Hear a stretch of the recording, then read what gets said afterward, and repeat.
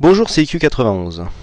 Voici l'analyse technique des principales paires de devises pour le marché Forex du 27 janvier 2011.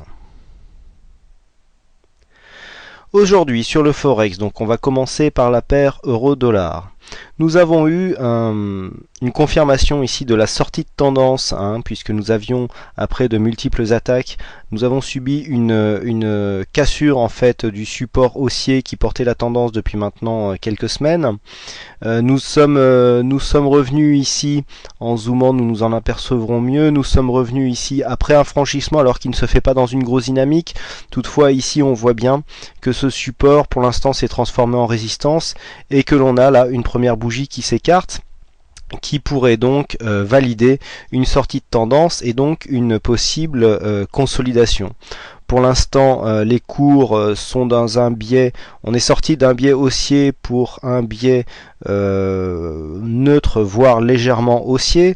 Au niveau des indicateurs, ici le stochastique toujours en surachat, le RSI qui redescend, nous donne une configuration relativement neutre si on le compare avec le MACD qui voit ces histogrammes évoluer tantôt vers le haut et tantôt vers le bas. Donc pour l'instant un biais plutôt neutre, toujours est-il que vu la tendance de laquelle nous sortons, il faudra s'attendre à une petite consolidation, ce qui, si elle se confirme, pourrait nous emmener ici, nous l'avons vu hier, sur la zone des 1,34. Il y a eu un signal de trading aujourd'hui sur l'euro-dollar, puisque nous avions un signal qui se situait à 1,3730. Donc ce signal est intervenu dans la matinée, voilà, puisque nous avons ici franchi les 1,3730. Voilà, nous sommes les 1,3730 sont un peu plus haut. Voilà, nous avons eu ici un franchissement des 1,3730. La hausse s'est poursuivie, mais nous sommes venus ici plafonner sur la résistance. Alors nous avons quand même pu financer le stop, puisque le plus haut se situe à 1,3756, donc 26 pips, c'est 1 pips de plus qu'il ne faut pour financer le stop. Et puis après les cours sont redescendus. Pour l'instant on a eu un deuxième essai ici de franchissement, mais juste après les cours sont redescendus et nous avons été stoppés il y a peu, donc ce trade sera neutre pour ceux qui seront sortis sur les chiffres d'origine.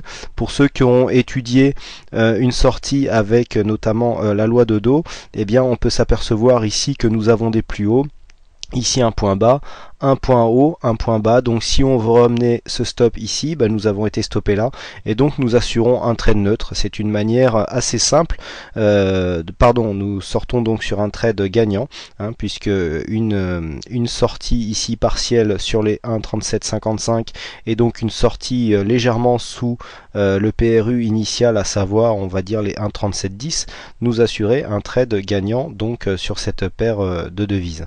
Donc au niveau de l'euro-dollar, attention maintenant que l'on s'écarte de cette tendance, on pourrait bien avoir une consolidation si on trace des Fibonacci que je n'avais pas préparé mais que je vous trace tout de suite.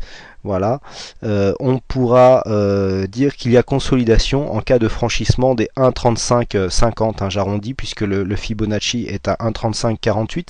Si toutefois il n'y a pas de plus haut marqué par rapport à la bougie ici, à savoir les 1,3756, tant qu'il n'y aura pas de plus haut marqué, eh bien on considérera ici qu'une consolidation peut se faire si on vient casser à la baisse les 1,3548 qui correspond au 23,6 de Fibonacci et qui est vraiment très proche ici du support des 1,3541.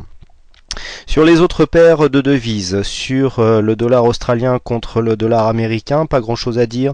Formation en trend, ici avec quelques petites sorties à la hausse ou à la baisse, mais qui sont toujours avortées. On se situe entre la parité et les 0,9863. Pas grand chose à faire pour l'instant sur cette paire, à part essayer de faire des allers-retours, donc intra-range sur cette paire de devises. Au niveau de l'euro-yen, belle tendance haussière. On pourrait profiter ici d'un retrait sur ce support haussier pour entrer, essayer de profiter d'une continuité de la hausse de l'euro par rapport au yen, et pour rentrer ici sur cette belle tendance haussière qui se dessine. On vient de casser ici les 112,81 qui constituaient une belle résistance. Cette cassure ici s'est fait avec un grand dynamisme puisque nous avons même cassé les 113,67. Un retour sur le support haussier ou voire même sur ce support là sur lequel nous sommes pourrait réactiver la dynamique et nous faire nous faire évoluer vers des nouveaux plus hauts. Attention toutefois à la situation technique en surachat, donc il vaut mieux attendre un retrait, ne serait-ce que sur le support haussier pour rentrer à la hausse sur cette paire de devises. Sur le câble, nous avons confirmé ici la résistance baissière que nous avions tracée hier, puisqu'après de multiples attaques ici sur ces deux points hauts, eh bien nous sommes venus buter sur cette zone encore aujourd'hui, puisque le point haut se situe quasiment sur cette résistance baissière.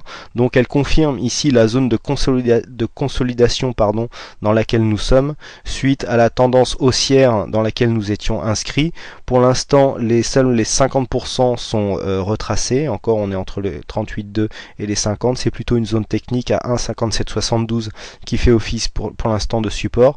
Attention, une possible cassure des 1,5733 puis des 1,5660 pourrait nous faire consolider plus que ça et donc nous faire retracer l'intégralité de la tendance. On termine par le dollar yen. Très intéressant aussi le dollar yen, puisque nous avions ici une tendance baissière qui constituait une consolidation suite à la hausse très dynamique que nous avions observée ici au début de l'année 2011. Eh bien nous avons retracé sur les 61,8 ici, puisque après deux attaques finalement un rebond s'est opéré et nous avons cassé ici la résistance baissière qui guidait pour l'instant cette tendance. Donc cette cassure s'est fait dans un grand dynamisme. Ici attention, nous arrivons bientôt en surachat, mais on voit ici que la cassure a profité d'une situation technique relativement neutre pour partir avec de l'élan.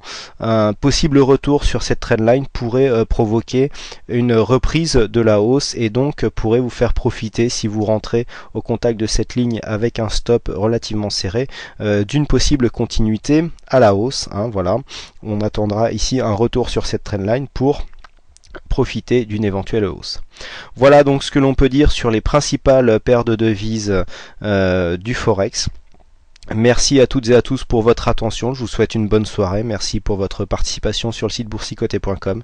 J'espère que ces vidéos du Forex vous plairont. N'hésitez pas à me laisser vos remarques éventuelles ou vos suggestions sur le site boursicoté.com, que ce soit sur le chat, sur le forum ou par mail. Bonsoir à tous et à demain pour de prochaines analyses.